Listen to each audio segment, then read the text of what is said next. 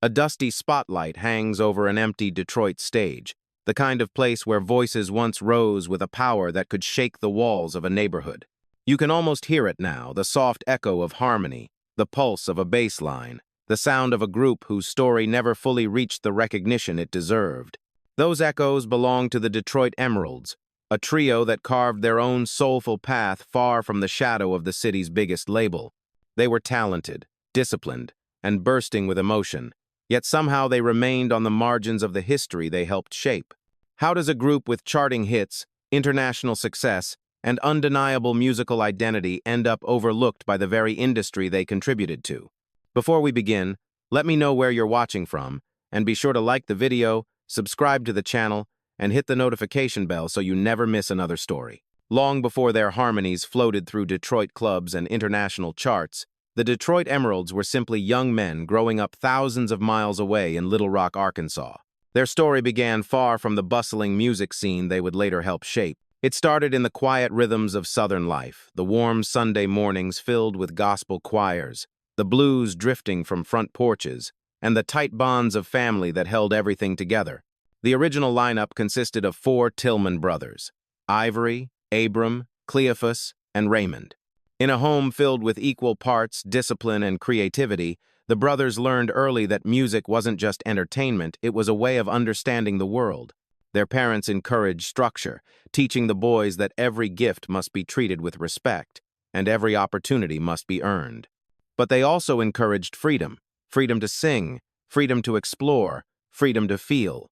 Each brother developed his own vocal personality. Ivory possessed a natural smoothness, a tone that could sit gently on top of any chord. Abram, who would eventually become the group's primary songwriter, seemed to understand melody instinctively even before he could articulate it. Cleophas carried the sturdiness of a baritone, while Raymond brought an earnest brightness to every harmony. Together, they blended into something special, a sound both familial and surprisingly sophisticated for their age. Even so, the early years were marked by hardship.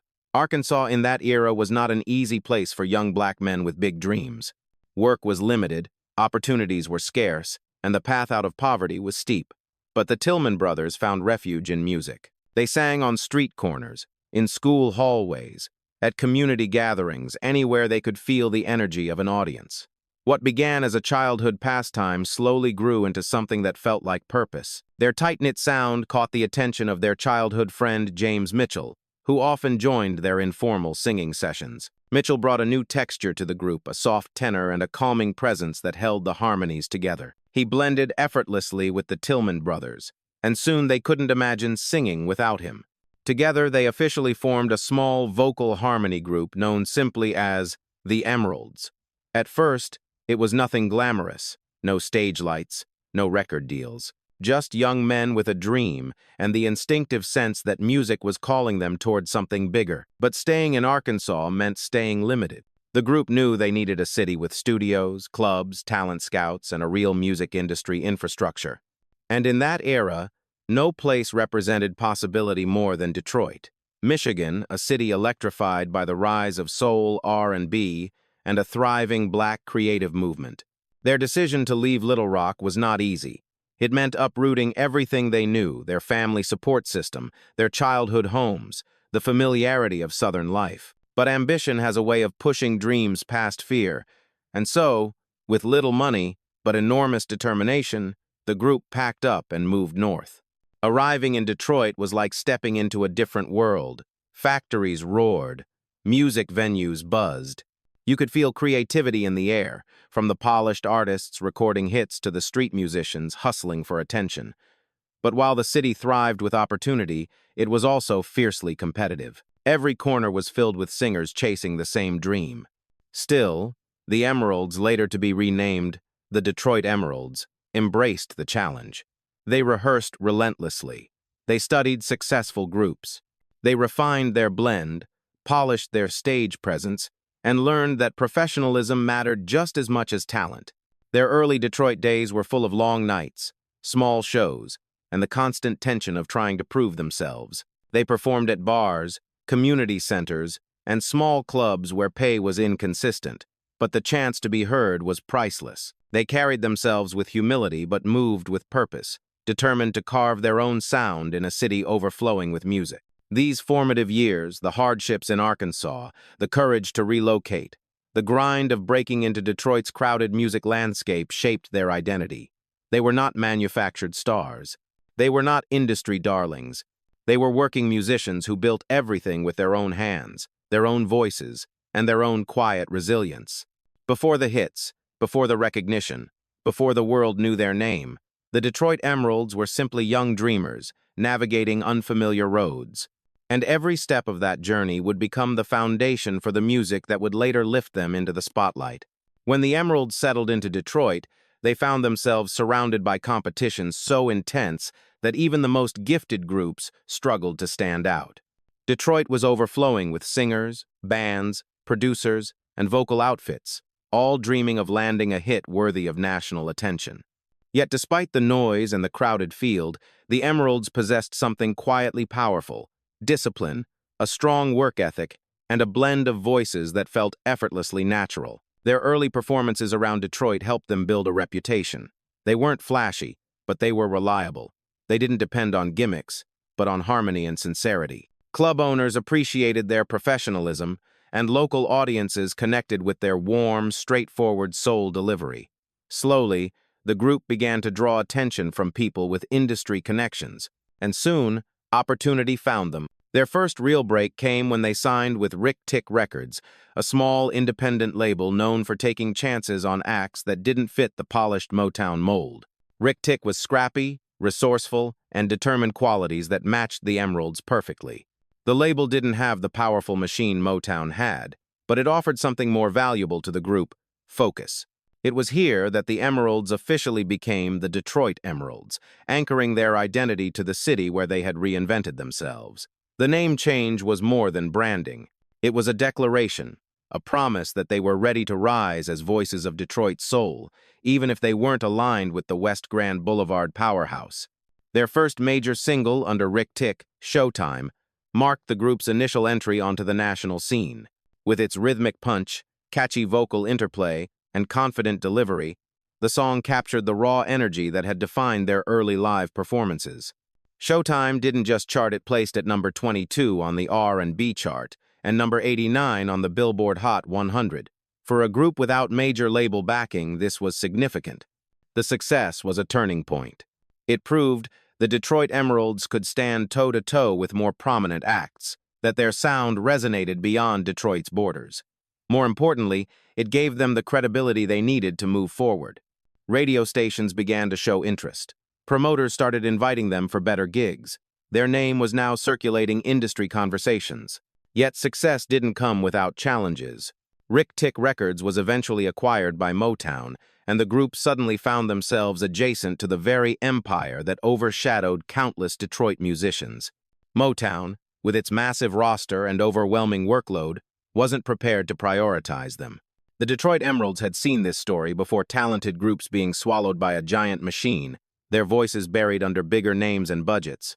But instead of allowing themselves to be sidelined, the group pressed forward, continuing to record, search for collaborators, and refine their sound. During this time, two of the original Tillman brothers, Cleophas and Raymond, left the group, shifting the dynamic but not the mission. The remaining members, Ivory Tillman, Abram Tillman, and James Mitchell, strengthened their unity and pushed harder. Little by little, they experimented with arrangements, expanded their songwriting approach, and explored fresh musical ideas. Abram, who possessed a natural gift for composition, emerged as the group's creative anchor. He started writing lyrics, melodies, and full song structures, shaping the Detroit Emeralds' evolving identity. His understanding of emotion and storytelling gave their music depth and sincerity, allowing audiences to feel something more than just rhythm. By the dawn of the 1970 decade, the Detroit Emeralds were no longer simply another Detroit group hoping for attention. They were artists honing a unique sound, smooth but grounded, soulful but unpretentious, rhythmic but emotionally direct. They had survived lineup changes, label complications, and the weight of Detroit's competitive industry, and they were on the verge of the biggest creative breakthrough of their career. Their rise had begun, but their defining moment was still ahead, waiting just beyond the horizon. ready to transform them from local favorites into national soul contenders. As the new decade unfolded, the Detroit Emeralds stood on the edge of a transformation they had quietly been preparing for. Their early chart appearance with Showtime had proven they could reach national audiences, but they still lacked the musical identity that would distinguish them from countless other soul groups. What they needed was a space where they could refine their voice, develop their songwriting, and create music that carried the emotional depth they felt inside. That opportunity arrived when they signed with Janus Records. Janus was different from their previous labels. It was less restrictive, more open to experimentation, and willing to let artists explore the full range of their creativity. For the Detroit Emeralds, this meant freedom, the freedom to shape their sound without being molded by the polished machine of larger labels. More importantly, it allowed Abram Tillman, the group's emerging songwriter, to step fully into his role as the creative engine. Their first major release under the new label was the album Do Me Right, and it changed everything. The title track, Do Me Right, became a breakout success, soaring to number 7 on the R&B chart and number 43 on the Billboard Hot 100. The song had a rhythm that felt both urgent and warm, layered with harmonies that were unmistakably theirs. It was soulful without being overproduced, polished yet emotionally grounded, exactly the kind of music the group had always wanted to make. Listeners connected with it instantly. Radio stations put it in heavy rotation. Fans were drawn to its sincerity, and its groove made it a favorite at both clubs and backyard gatherings. The Detroit Emeralds had discovered the formula that fit them best: heartfelt lyrics, tightly woven vocals, and a rhythmic foundation that made people move without losing emotional depth. The success continued with Wear This Ring, with Love, another standout track from the album. It reached number 18 on the R&B chart and number 91 on the Hot 100.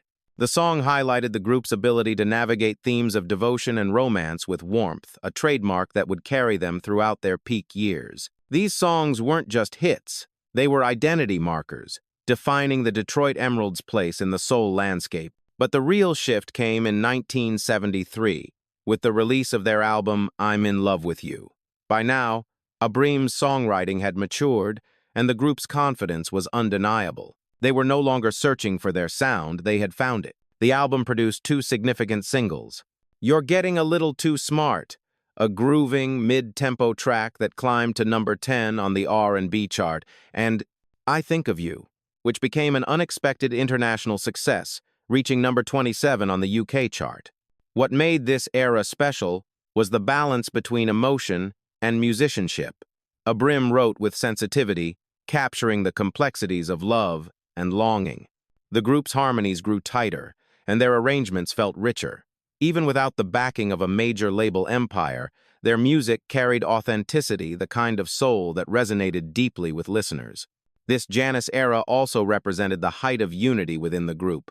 Ivory Tillman, Abram Tillman, and James Mitchell had developed a bond that strengthened their performances both in the studio and on stage. Their chemistry wasn't manufactured.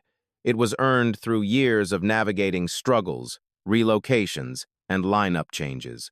Each member brought something essential: Ivory's smoothness, Abram's creativity, Mitchell's consistency and vocal balance.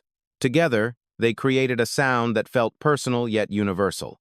By the end of this period, the Detroit Emeralds were no longer an overlooked Detroit act, trying to carve out space. They were rising stars with a cohesive identity and a growing fan base. Their music was reaching across cities, radio frequencies, and even oceans. They stood on the threshold of what would become the most successful era of their entire career. The foundation had been laid. The world was finally listening. And the next chapter would push them into the peak of their artistic power. By the time the Detroit Emeralds entered the mid-1970 decade, they were no longer an emerging act searching for their voice. They were a fully realized soul group whose sound radiated confidence, warmth, and emotional clarity. If the Janus era had been the breakthrough, then what followed became their artistic prime, a moment when everything they had built finally aligned. Their album I'm in Love with You was not just a commercial turning point.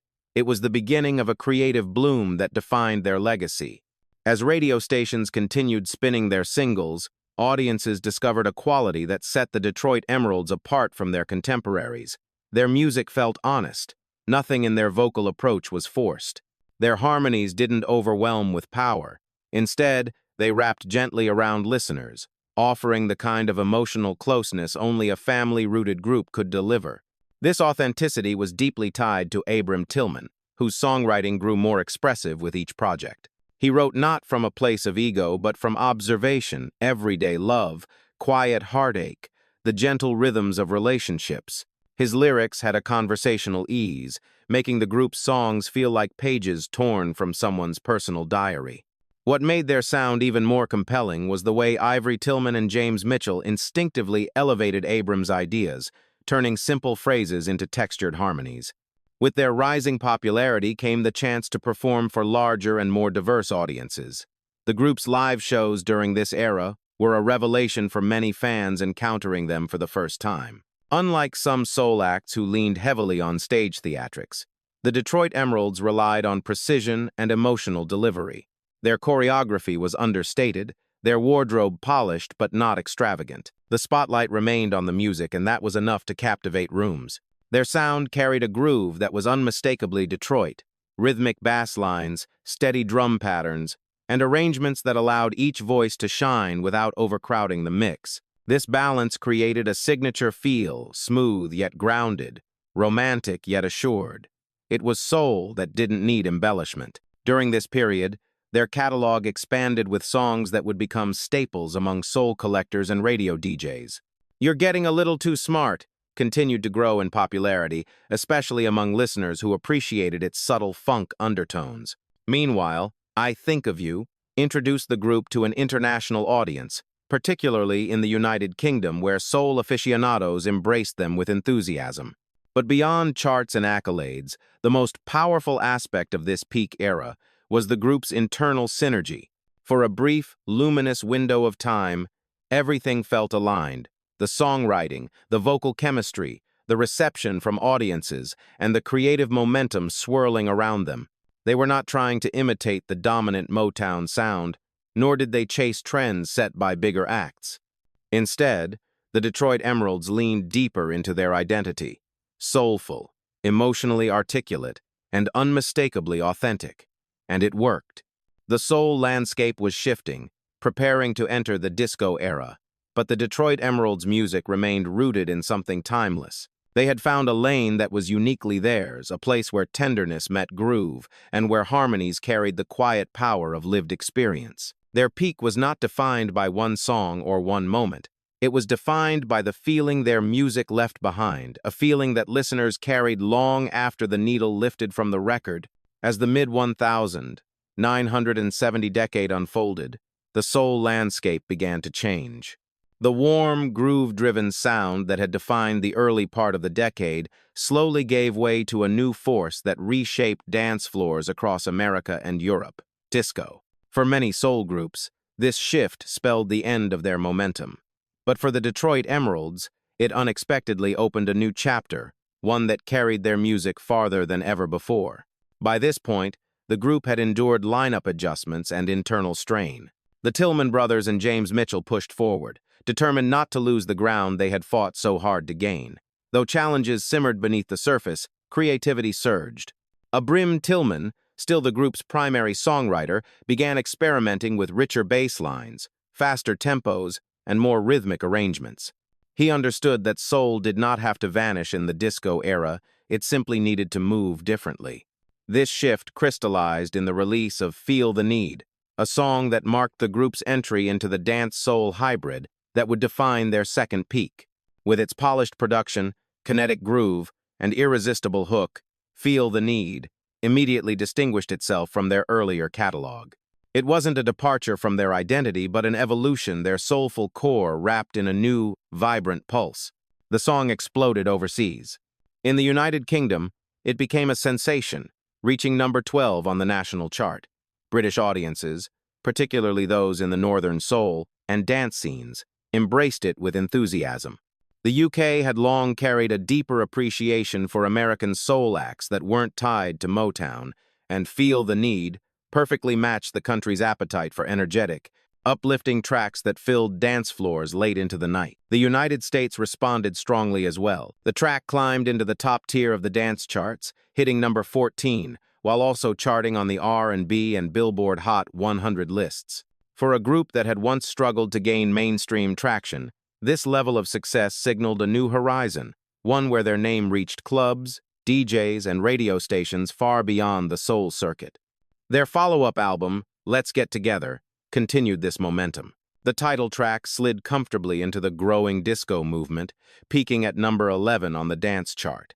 It showed that the Detroit Emeralds were not just dabbling in the new sound, they were mastering it. Their harmonies adapted seamlessly, maintaining their trademark warmth while riding the kind of upbeat orchestral arrangements that defined the era. What made this era so striking was the group's ability to remain themselves while changing with the time. Many soul artists lost their identity during the disco wave, but the Detroit Emeralds managed to merge authenticity with reinvention.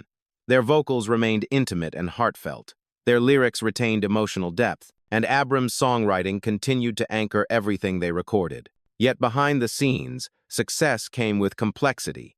As their sound evolved and their international following grew, creative and personal pressures intensified. Two separate lineups eventually emerged under the Detroit Emeralds name, a sign of the inner tensions pulling the group in different directions. Still, even amid these fractures, their music continued to resonate with listeners around the world. This disco-infused era stands as one of the most fascinating chapters in their journey. It proved that the Detroit Emeralds were more than a soul group from Detroit fighting for recognition. They were innovators, musicians who adapted, transformed, and expanded their sonic footprint at a time when the industry was unforgiving. Their sound had traveled far from Little Rock and Detroit. It now pulsed through dance halls across the United Kingdom and echoed through DJs' speakers from coast to coast. They had reached a second peak, and even if the era would not last forever, the impact of those records would endure for decades. For all the joy and momentum the Detroit Emeralds carried through their peak years, the pressure behind the scenes was steadily building. Success often magnifies the cracks that were once small enough to ignore, and for the group, those cracks began to widen during the height of their popularity. What the public saw polished performances, hit singles, international acclaim masked a growing tension that was slowly reshaping the group from the inside out. At the center of their complicated dynamic was the reality that the Detroit Emeralds were not just colleagues. They were, in many ways, a family. Ivory and Abram Tillman were brothers, bound by blood and a shared musical upbringing. James Mitchell, their childhood friend, was as close as kin. But even close bonds can fray under the strain of constant touring, financial pressures, creative disagreements, and the emotional weight of the music industry. Abram Tillman, the group's primary songwriter and musical visionary, carried a particularly heavy burden. His compositions had become the backbone of the group's identity, and as demand grew, so did the expectations placed on him. Abram wasn't just writing songs, he was shaping their artistic direction. Every melody, every harmony, every story carried his imprint. Over time, that responsibility became exhausting. Meanwhile, their external circumstances were shifting. The rise of disco provided new opportunities, but it also forced the group to adapt at a fast pace. Reinvention is thrilling, but it is also stressful. Balancing their traditional soul roots with the demands of a new sonic era created internal disagreements about where the group should go next. Some wanted to stay close to the warm, romantic sound that had defined their earlier hits. Others believed they needed to evolve further to stay relevant. Another source of strain emerged through business complications, which have plagued countless soul groups of their era. As their popularity expanded, so did the complexities of contracts, royalties, and managerial decisions. In a time when artists often lacked adequate legal representation, misunderstandings quickly grew into resentments. And because the Detroit Emeralds were split between being a family and a business, disagreements took on deeper emotional weight. Eventually, these pressures manifested in one of the most defining fractures in their story: the development of two separate Detroit Emeralds lineups, one led by Abram Tillman, another led by James Mitchell, who would later write for the Floaters alongside Marvin Willis. From the outside, it looked like a simple name dispute, something not uncommon in the music world. But for those who had followed the group from the beginning, The split reflected something more painful, the ending of the unity that had once been their greatest strength. Even as both lineups continued performing and recording, the emotional cost was heavy. The magic of their peak years, the brotherhood, the shared ambition, the collective struggle had become difficult to sustain. Personal grief, exhaustion, and creative divergence were all beginning to take their toll. The Detroit Emeralds were still beloved. Their music still resonated. Their international audience still grew. But inside the group, the once unified hearts that had carried them from Little Rock to Detroit, from small clubs to international stages, were drifting apart. Their decline was not dramatic or scandalous. It was quiet, gradual, and deeply human, the kind of unraveling that happens when life, fame, and pressure pull people in different directions. As the Detroit Emeralds moved further into the latter part of the 1970 decade, the emotional weight of their long journey began to feel heavier than ever. Their story had been shaped by perseverance and brotherhood, but the pressures of the industry, the demands of constant reinvention, and the realities of personal life created a quiet erosion that was difficult to ignore. The group's sound was still admired, especially overseas, where their blend of soul and dance grooves continued to resonate. But behind the applause, the members were grappling with the emotional toll of years spent navigating a complicated business. The split into two different lineups left lingering tension, and although both versions of the Detroit Emeralds continued to perform, the sense of unity that had defined their early years could not be recovered. For Abram Tillman, the group's creative anchor, this period was particularly heavy. Carrying the responsibility of writing, arranging, and leading a musical identity for so long had drained him.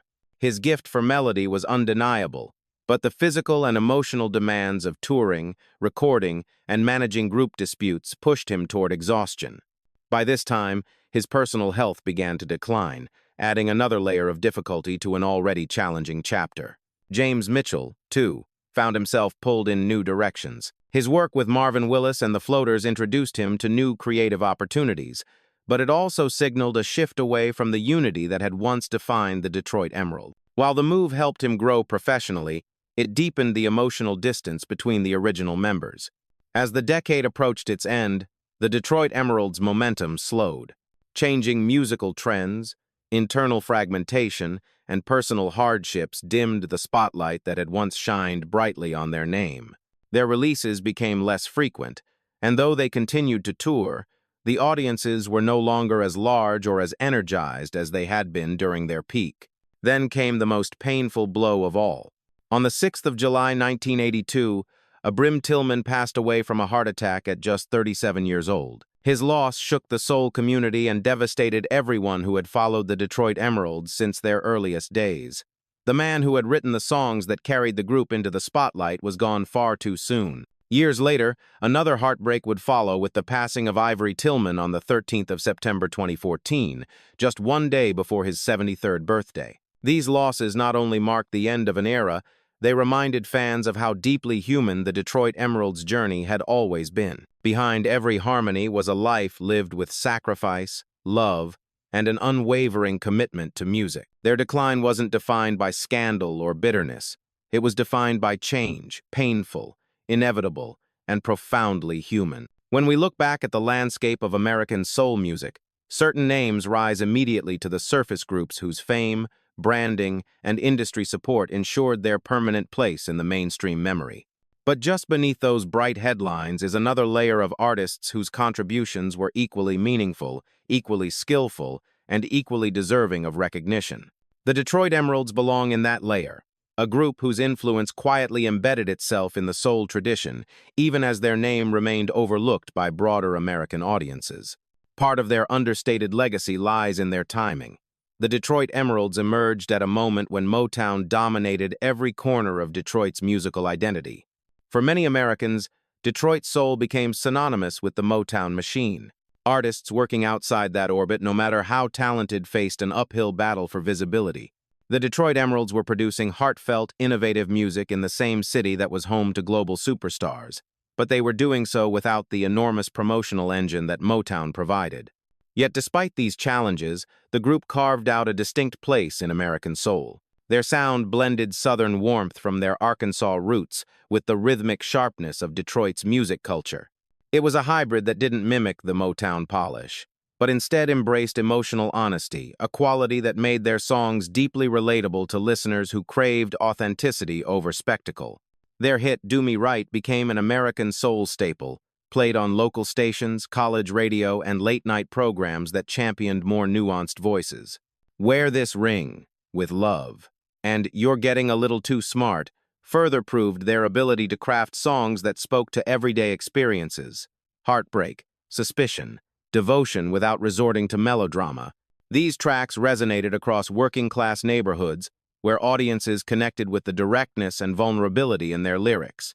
In the American South, especially, their music lingered in community gatherings, barbecues, skating rinks, and jukeboxes long after their chart success had slowed. Soul purists admired the group for staying true to the tradition: clean harmonies, steady grooves, and melodies that didn't hide behind production tricks. Even without heavy national promotion, the Detroit Emeralds cultivated a loyal base of listeners who saw themselves reflected in the group's plain-spoken storytelling. Their shift into the disco era with "Feel the Need" also left a subtle but lasting imprint on American dance culture.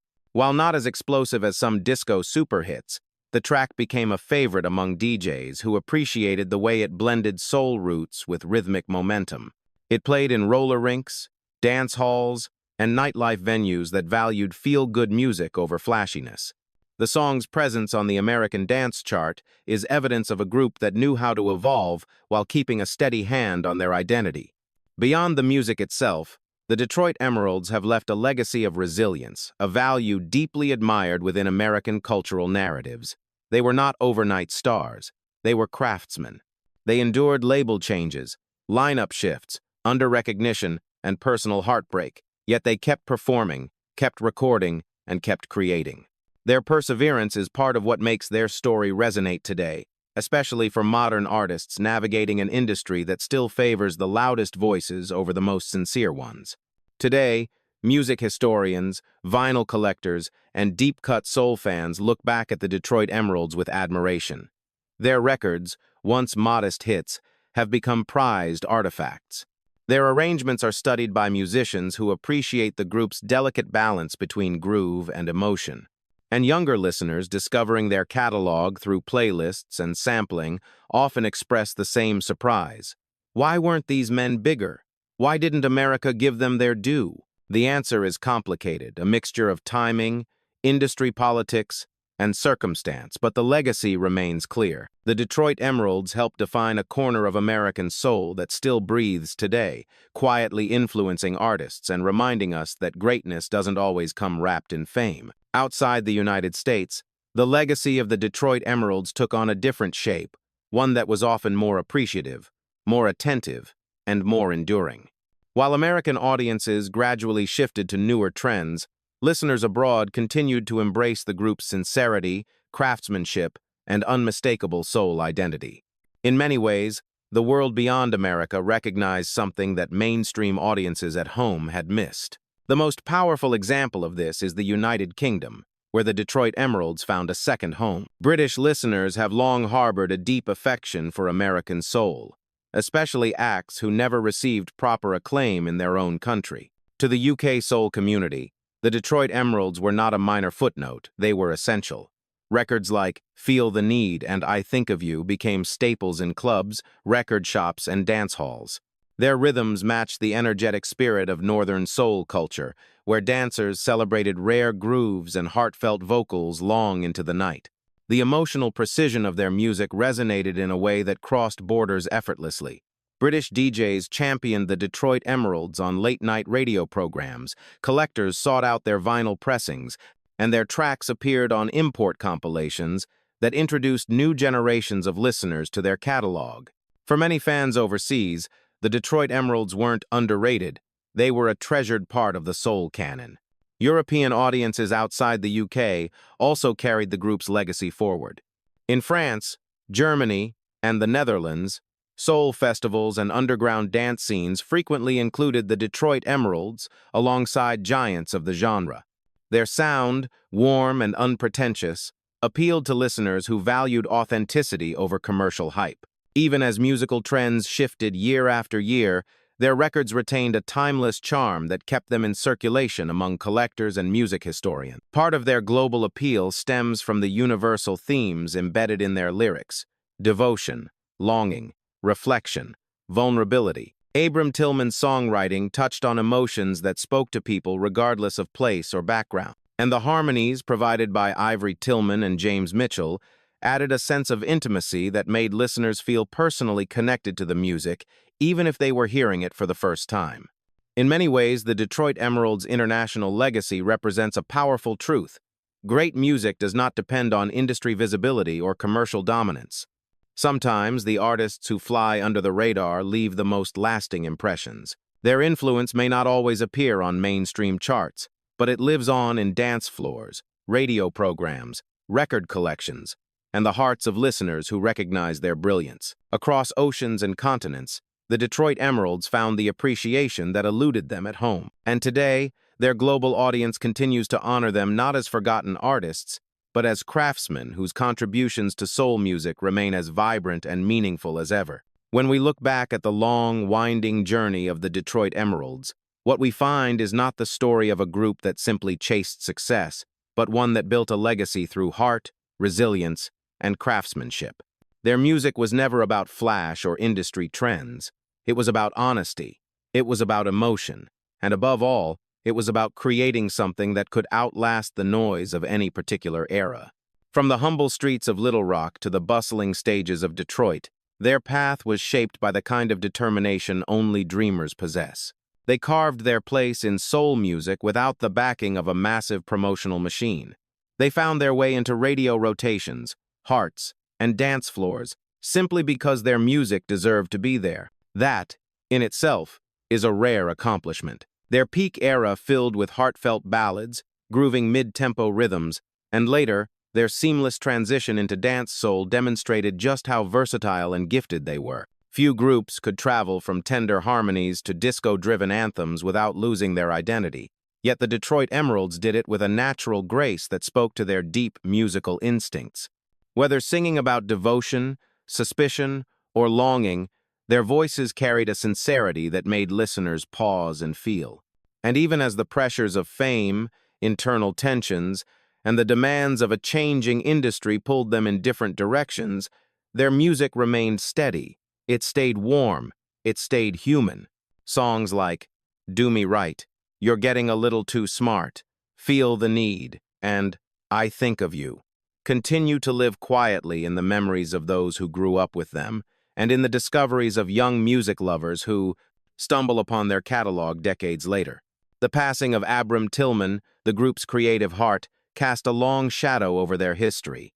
His early departure robbed the world of an artist whose melodies still resonate deeply. Ivory Tillman's later passing added another layer of poignancy to their legacy. These losses serve as reminders that behind every harmony are human lives, lives shaped by sacrifice, passion, and the unwavering belief in the power of music. But their story does not end in loss. Today, the Detroit Emeralds' music continues to echo across generations and across oceans. The United Kingdom still spins their records with reverence. European soul historians keep their name alive in documentaries, compilations, and curated playlists. American collectors continue to hunt for original vinyl pressings, knowing that every groove holds a piece of history. Their influence reaches beyond charts and accolades. It lives in the countless artists who draw inspiration from their arrangements, their songwriting, and their commitment to authenticity. It lives in listeners who play their records during moments of joy, reflection, heartbreak, and celebration. It lives in the idea that music built from truth will always find a home somewhere. As you reflect on their journey, consider what the Detroit Emeralds represent. A reminder that legacy is not determined by fame. It is determined by the hearts you touch quietly, consistently, and honestly. Before we go, I'd love to hear your voice in this conversation. What is your favorite song by the Detroit Emeralds? Which era of their music lives closest to your memory or your heart? And if you believe stories like theirs deserve to be remembered, then please take a moment to like this video, leave a comment, and subscribe to the channel. Your support helps us continue honoring the artists who shaped our world, even when history tried to overlook them. This has been the story of the Detroit Emeralds, a group whose harmonies may no longer fill the stage, but whose spirit, sincerity, and soul continue to echo long after the final note fades.